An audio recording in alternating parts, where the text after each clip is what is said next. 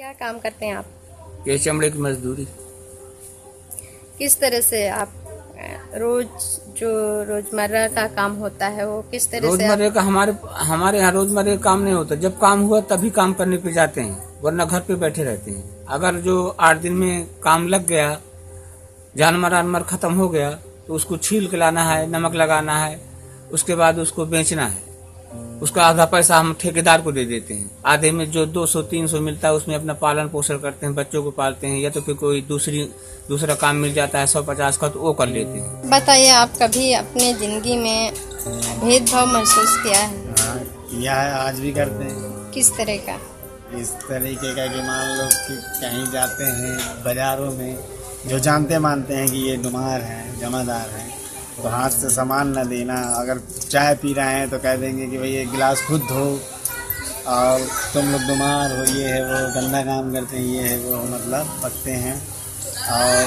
और भी ऐसी जातियां हैं जो हमको ज़्यादा मतलब सपोर्ट नहीं करते हैं, हमसे भी चकते हैं। बताइए आप अपने काम के बारे में। अपने काम क्या, बस यही छीलना छालना अपना काम, नमक लगाना। बचपन से यही शुरू से चला आ रहा है घर पे, तो वही हम लोग भी कर रहे हैं।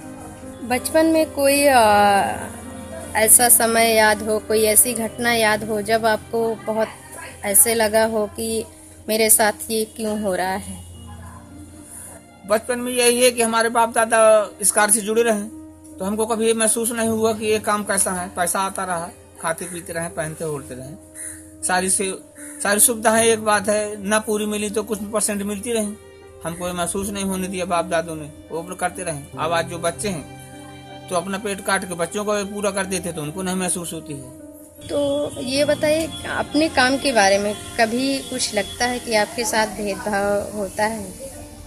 हमारे साथ क्या भेदभाव होना, अपनी जात के साथ उठना बैठना, और किसी जात के अन्य जात के बैठ नहीं पाते उनके साथ।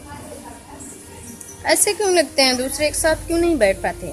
हम इस काम से जुड़े हैं, इस काम से जुड़े हैं, और वो कहते हैं ये काम बंद करो, फिर अपने साथ उठो बैठो। तो ये कैसे लोग हैं जो ऐसे बोलते हैं? अरे बहुत से जाते हैं अपने से जो ऊंची जाते हैं, बाकी अपने जो कास्ट है तो वो तो करती ही है काम। ये जो नहीं भी करती तो वो अपने यहाँ वाले हैं तो उठते बैठते हैं।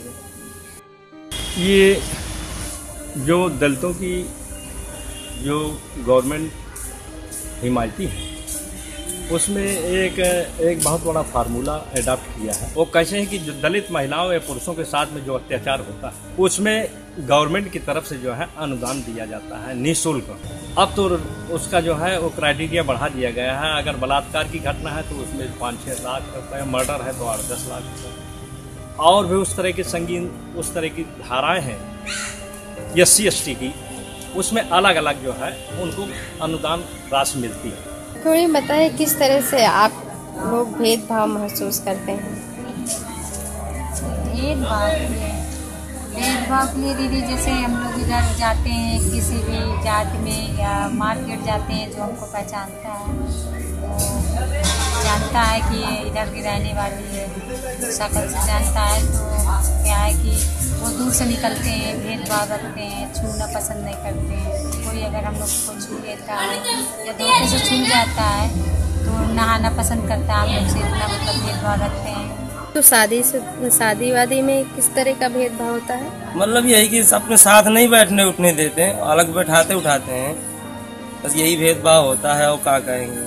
उनको ऐसा क्यों लगता है कि ये उनकी सोच क्या, उनके सोच पर आप क्या कहना चाहेंगे? 2 कौड़ी की सोच है, क्योंकि जो हम करते हैं शायद उनको ये समझ में नहीं आता कि हम उनके लिए क्या करते हैं।